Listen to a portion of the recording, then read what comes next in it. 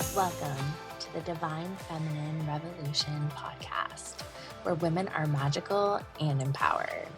I'm your host, Dr. Megan Monday, psychologist turned transformational feminine business coach. This podcast is for you if you want to prioritize your own pleasure, face your fears, and manifest your desires. This podcast is sponsored by the Fearless Feminine Academy, where I teach women how to turn their trauma into their superpowers. My goal is to show women that we can heal our world by creating time and financial freedom by doing whatever the fuck we want. Are you ready for the Divine Feminine Revolution? Let's get vulnerable and go deep. I'm so honored that you're here.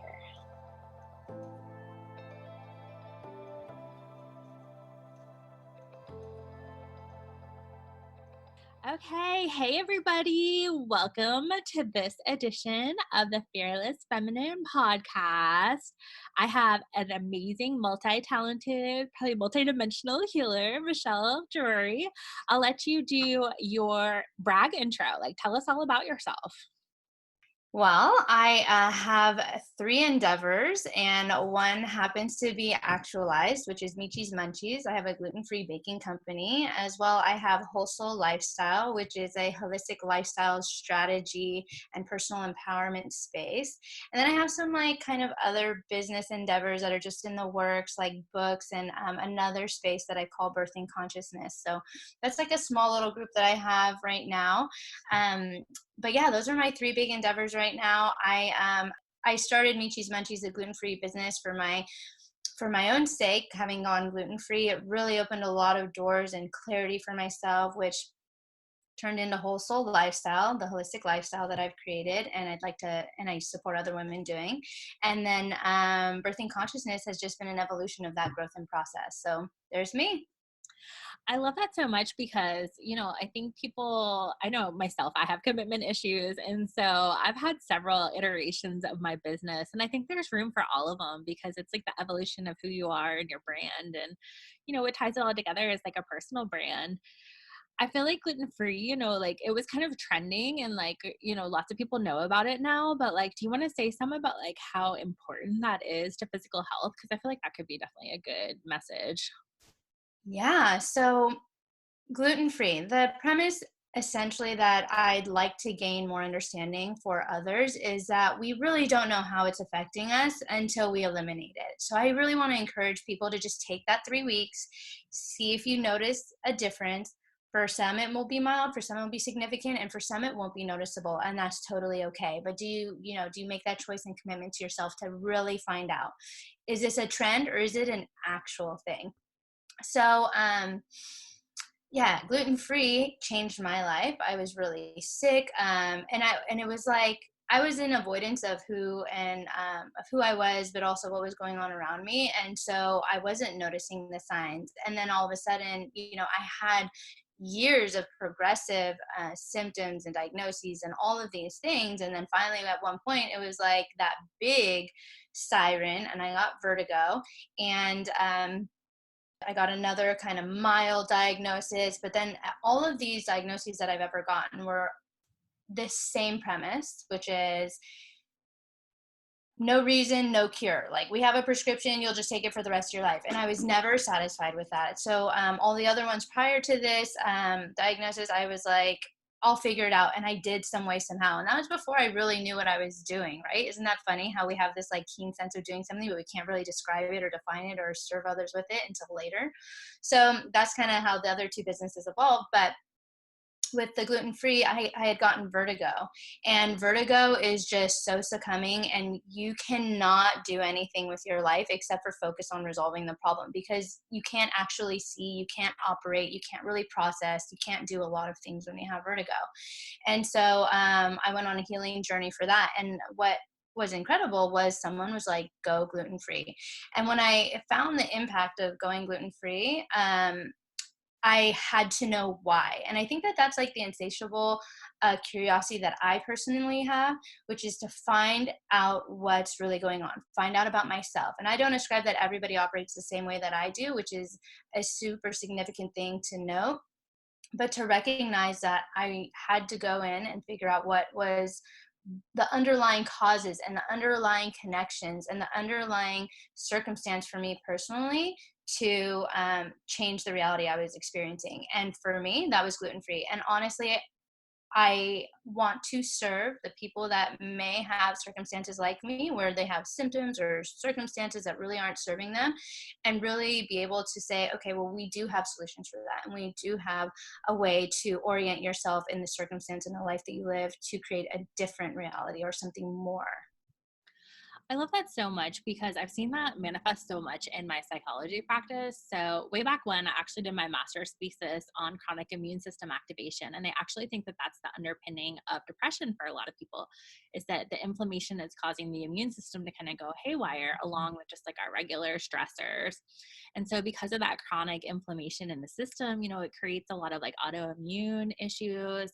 I think people who've had trauma, they already are like not feeling safe. Maybe they're like, not taking good care of themselves. And so a lot of times it happens just like what you said. They say like, okay, just take this medicine for the rest of your life. And I've seen clients who are on like dozens of medications, not just mental health, but like physical health medications, and they never get to the actual like irritant, which in my mind, it's usually inflammation. And I know for me in my healing journey, I found a really great like holistic nurse practitioner, and I had my thyroid checked several times. And usually people who are very intuitive, a lot of times can have thyroid issues. Sometimes that's associated with like gluten-free sorts of things as well. And it took like several doctors for her to actually like run the blood work. And so like for my clients, I'll say like, hey, like I really feel like you should get your thyroid checked because it can also kind of masquerade as depression. And they're like, oh no, I got it checked. And I'm like, yeah, but like they don't run the right tests, So like preach to the integrative and holistic docs out there, because I think it's so needed. And so much of our people are like depressed and sick. And I think it is so much about like the food system. So I just love that you're bringing the gluten-free goodies light.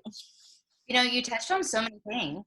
Yes. I mean, we could talk about the gluten-free and the deliciousness and why in the space of Michi's Munchies, but you touched on so many really important key things, which are you found a holistic nurse. Well, what I found is I've used a lot of alternative medicines, but the one that I found that was really, really significantly um, impactful and like life changing for me was functional medicine, because what they do is they do the Western approach or the Western diagnosis, but I don't say that lightly. I do say that lightly, I mean, and then they also do the Eastern approach, and they look at the whole body. So like when you were saying that, the Western medicine doctors, they do take the test, but they're also putting you in a range of a range of like what's okay. And for me as a light bodied person, I was always at like the lower end, and I was like, something is not right. Or I was like in the just over the medium end, and I was like, that doesn't really sound right for me either. Like, I think I should be in like maybe the quarter range. And like, anyway, so I've learned to like look at tests, retest, understand my body in realms of taking tests in the Western field. And so yeah, it does have to do with what you eat. It has to do with your symptoms. It has to do with how you're evaluating your test results. It has to do with what doctor's looking at you. It has to do, whether you're doing an energetic kind of approach. Are you going to do the physical body response symptoms? Are you going to do kind of like the mental emotional? And I love talking to you because I feel like you're like, yeah, I got all this. That's why you got the DR in front of your name. Well, I'll tell you, when I was in grad school, like I got my Reiki training, and that was like a big shift for me. It was just like getting into that energy medicine, and it worked so much better for me than say like traditional therapy, even though I'm a therapist, still like, I just feel like you can't beat energy medicine, because just like in the addiction, field, they say like it's a spiritual problem. And so I love what you said. I think you're a Scorpio, right? Is that I right? am. Yeah, because the Scorpio is like about the detective. They want to get down to like the very deepest like root cause of it. And so I was hearing that in your description, and it's great because they are like the diagnostician, the detective. And like I really feel like so much of it is something that like alternative medicine, energy work, healing can really address, everything. So tell me about like your journey with that. Like give me a little bit about the before and after as you started to like go down that road. Which road is that specifically? Like the healing road. Yeah. Like, The healing road. Okay. Yeah. So gluten-free. Actually, the advice came from my acupuncturist, and he was like, just try it. So I did. So I went gluten-free, and then I went into this whole, once I realized that that had an impact on me, I went to elimination diet. I went to various cleanses. I did all the parasite and bacterial cleanses. I really punny kind of approach, but I gutted my system. And then all throughout that time, I was self-educating. So I went through all the doctors. I went through like all the books. I was diving deep, as you said, like a detective to really understand the system behind this circumstance. And when I did that, and I got so kind of like, I don't want to say pure, because that's, purity is an essence of like complete refinement, but I want to say that I got very, very, very clean. And as I got clean, I started to become I had a lot more clarity around my self-awareness. And as that developed, I went into meditation. And I always knew like that I had something happening in the background, right? Like I could tell time just by thinking about it, or I could, the most common is like, before the phone ring or before the door knock, like, who it is, right? And, or you just think of them and then they're there, right? And so I always had that kind of happening in the background. And at one point, I remember early before I got sick, there was a point where I was actually really scared of it because it started to happen so much that I was like I felt like I was wrong. I was different. Nobody's going to know me. Nobody's going to understand me. Nobody's going to hear me out. I'm going to just be like expelled from the group. So, there's that whole healing journey in that front. But as I got more comfortable in the meditation space, that really started to fill a hole inside of me that I had so much fear in. And as I did that, I started to recognize, wow, like I really have really great navigating skills in this space. And then after that, I was like, I could probably I got some training too, but I was like, I could really probably help people with this. And so I started practicing and doing things for others, and they were always blown away. And I had like instantaneous results sometimes, and sometimes it was, over 3 days. And I loved giving kind of like the support in that journey. And so all of these things just came very naturally. Yeah, so that's kind of been my experience with that. And now I'm developing programs around meditation and opening to oneself and experiencing expansion and just kind of like putting the experiences behind the words that come through with those mogul healers and enlightenment people like Eckhart Tolle or, Chopra, or, anybody like that. They have these big words, and I feel like people aspire to do that, and yet they just feel so either empty or hopeless to really having it. And there really doesn't have to be that separation. yeah, I love that so much because I think a lot of times people are having like a spiritual awakening or a spiritual breakthrough and they think they're like having a breakdown, and it's like, yeah, you might have to step out of your life. Like maybe you can't eat gluten, maybe you can't be around that person, maybe you can't work that shitty job, and you have to be willing to just like shed what no longer serves. And I definitely feel like we're in a period where that's happening for all of us. Like our normal is being rewritten, obviously. And I feel like if you want to go to a healer, like go to a water sign, like you're a Scorpio, I'm a Cancer. Like we are just like the intuitive healers of the zodiac. And so like, I know for me in my psychology practice, like, yeah, people would get better that like hadn't gotten better, even if they've had 3 or 4 therapists. And I really attribute it to like my healing abilities and my intuition and being able to really, like you said, like just kind of dive down deep and figure out like, what are the core of the issues. So like what came up for you as you decided to like turn this into a business? You already had the like kind of brick and mortar, like gluten-free bakery business. What was it like to take it online, to get into, the more spiritual biz? I would say, yeah, I would say exposure is probably the biggest hurdle. Like really finding your voice and exposure. So those are the 2 biggest hurdles that I have. I would say that even in some instances, I still have that challenge, and I don't know if it's something that ends. And I think that underlying that is like, but do you trust like, do you trust yourself? Not even the process. Do you trust yourself?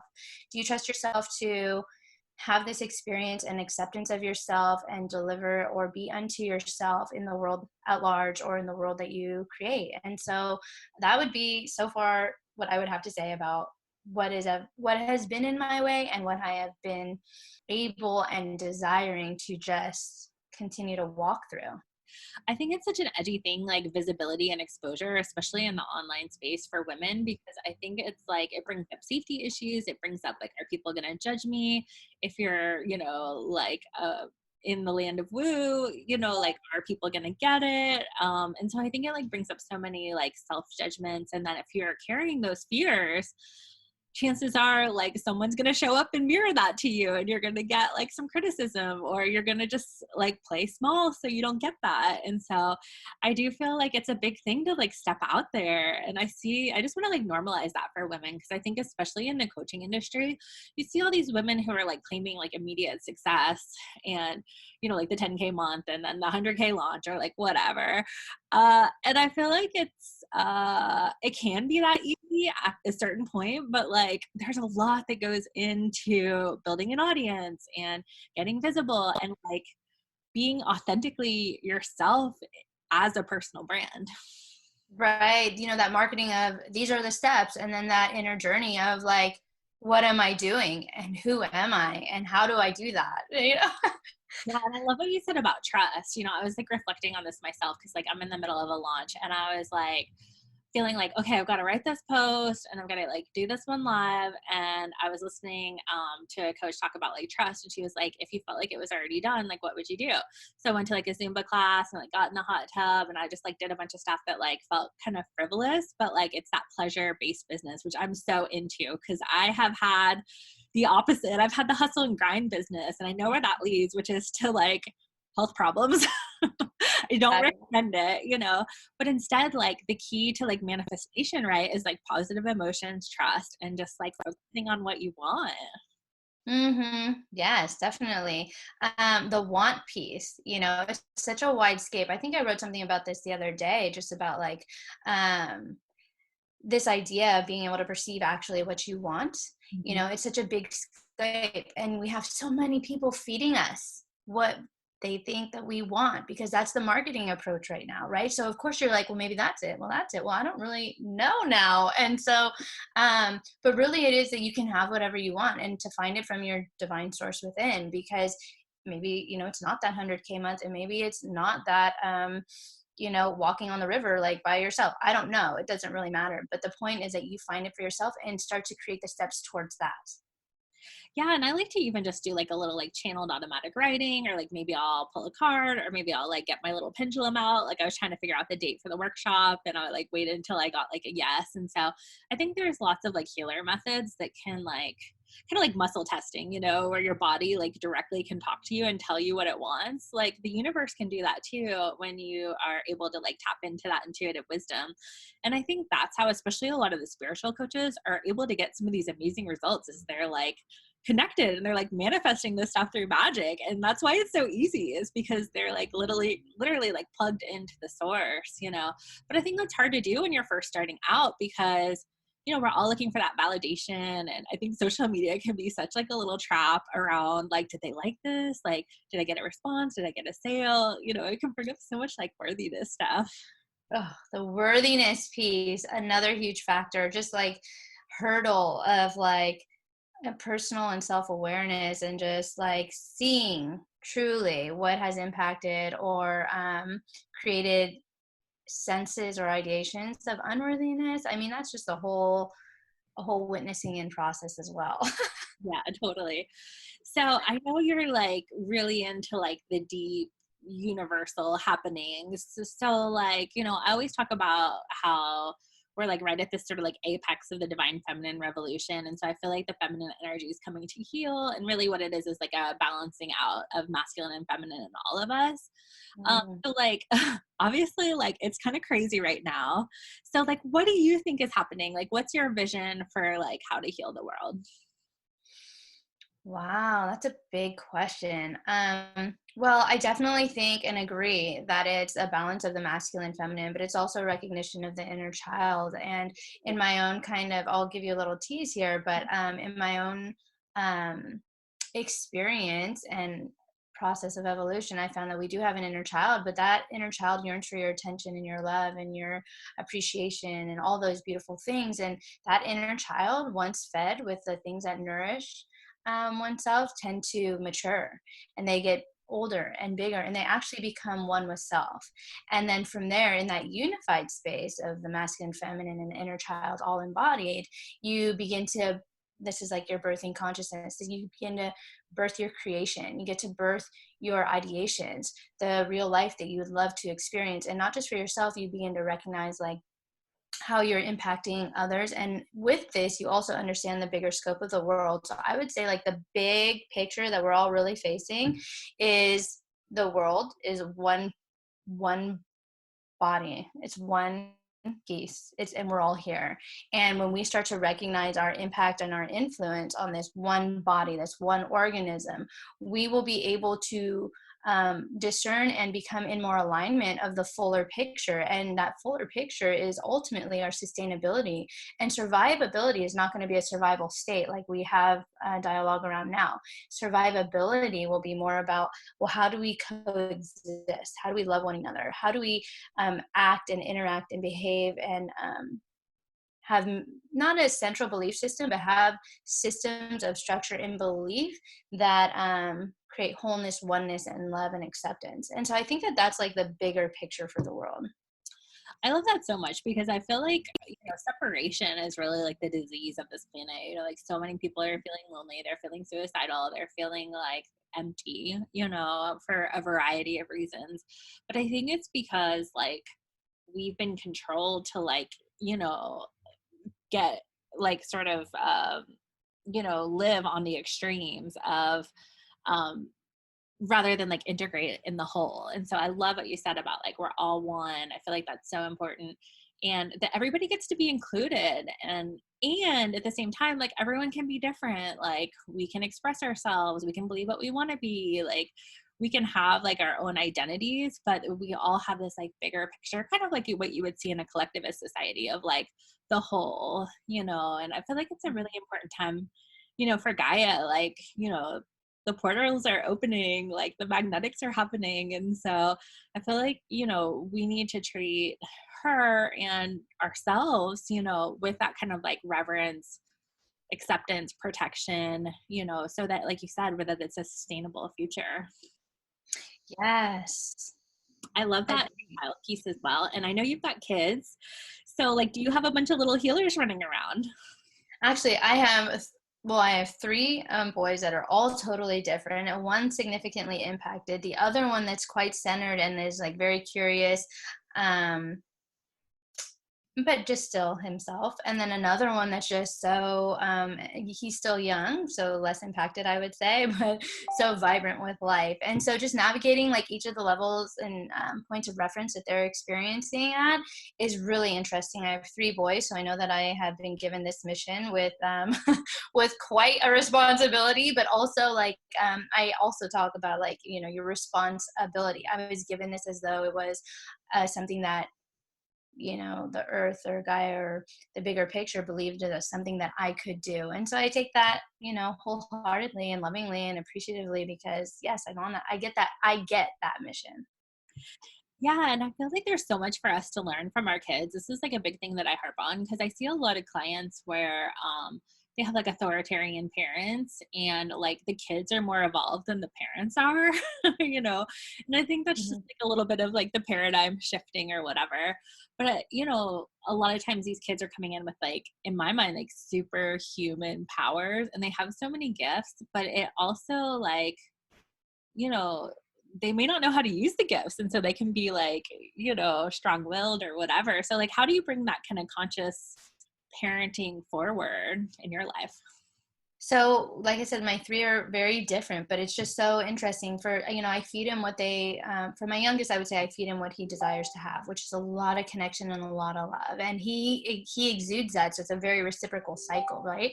And then with my middle one, he's so curious and he's so willing to be open to the realms that don't exist that I really foster that with him because that's my jive too. And my oldest one, he really struggles with the current paradigm. He's coming into that conscious awareness of like all of the things that are compounding and confronting happening. And in his mind that's so aware and so able to like see the big picture, he just struggles with that. And so to just be there with him, have those conversations with him, let him know how important he is to the bigger picture. And that's really what I do. I don't really leave out conversations that some parents typically do, I think is the answer. Yeah, that's a great answer. And I feel like that's huge because there's so much like mystification, like where we don't really like know what's going on exactly. And like it's right in front of our face, but like we're never talked to about it. And so we just kind of like stay in the dark with it. And so, I remember I've got a very strong willed daughter and she's an amazing healer. And, it's like she keeps me on my toes, and it's sort of like, I feel like with these kids, like whatever you dish out at them, they're gonna dish it right back out at you. So you gotta like check Mm-hmm. yourself and make sure you're like in a good vibe. Otherwise, like they're just gonna like feed off that energy. And so I think it's just for me, it's like really important because I feel like a lot of the school systems will say like, oh, ADHD, or they'll say this, that, and the other, and really like in my mind, like these things are gifts. Like, so your oldest son, he's like waking up to like what's really happening.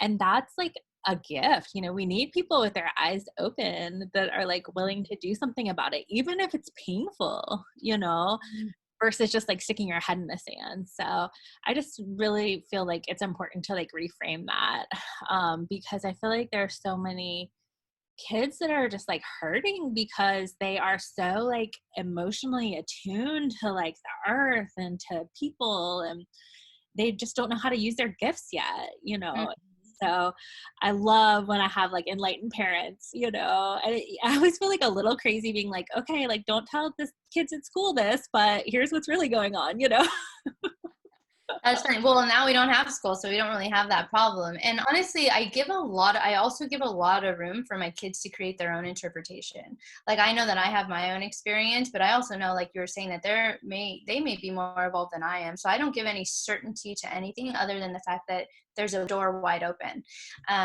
And so I am so curious about who they are and who they want to be and what's deep inside of them that I'm constantly encouraging that. But again, that can be a scary place too, right? So when you're met on fronts of like a scary outer world and kind of trepidation for the inner world, you're just in a real interesting place. So I do a lot of holding, I do a lot of cuddling, I do a lot of touch, a lot of touch, and then a lot of not necessarily like personal affirmation, which I'm actually encouraging myself to do a lot more because I know it's really good for them.